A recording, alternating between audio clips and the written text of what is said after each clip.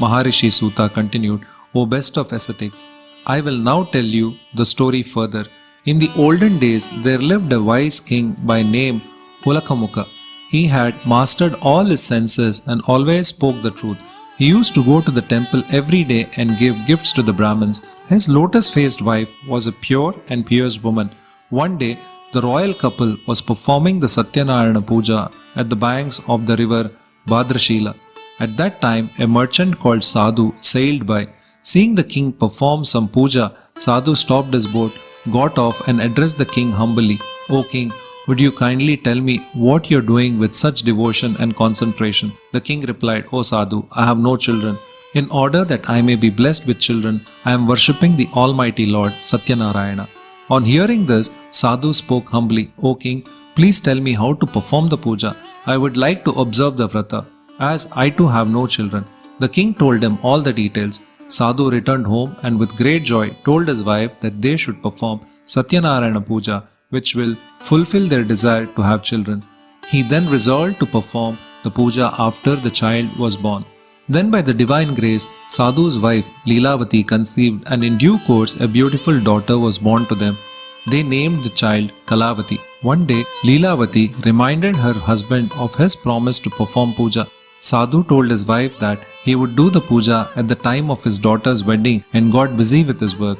In the meantime, Kalavati grew up and blossomed into the lovely girl. Sadhu sent out messengers to find a suitable bridegroom for his daughter. One of his messengers found a good-natured and handsome boy in a Vaishnava family from Kanchananagar. Sadhu found the boy to be suitable match for Kalavati and celebrated his daughter's wedding with great pomp and show. But Sadhu completely forgot about the Satyanarayana puja and thus angered Lord Satyanarayana. Then one day, Sadhu went on a business trip with his son-in-law. He stopped to trade at Ratnapura that was ruled by King Chandraketu. Lord Satyanarayana placed a curse on Sadhu. One day, in Ratnapura, some thieves robbed the king's treasury and were running away. The king's soldiers followed them in hot pursuit. The frightened thieves threw the things they had robbed near Sadhu and his son-in-law, who were sleeping under a tree, and escaped. Finding the king's treasure near Sadhu and his son-in-law, the king's soldier arrested them and brought them before the king. The king ordered them to be chained and thrown into prison. Because of Lord Narayana's Maya, nobody even listened to what Sadhu had to say in his defense. King Chandraketu also confiscated all their merchandise. Lord Narayana's curse did not spare Sadhu's wife. Some robbers broke into her house and Leelavati lost everything. One day, Kalavati was very hungry and ran out of the house. She wandered here and there and stopped at the house where Satyanarayana puja was being performed. She stayed at the place until the puja was over and ate the prasad that was offered. When she reached home, it was late night. Leelavati asked her where she had been. Kalavati told her mother that she was listening to Satyanarayana Katha in somebody's house.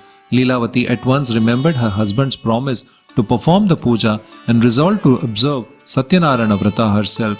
She collected all her relatives and friends and prayed to Lord Satyanarayana to forgive their sins. Lord Satyanarayana was pleased with Leelavati's prayers.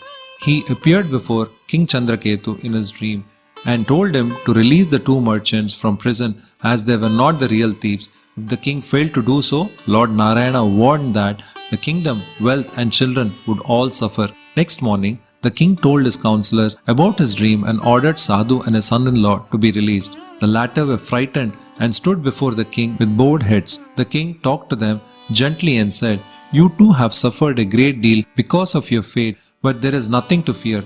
The king returned their merchandise, gave them new clothes and lots of gifts, and bade them goodbye. End of chapter 3.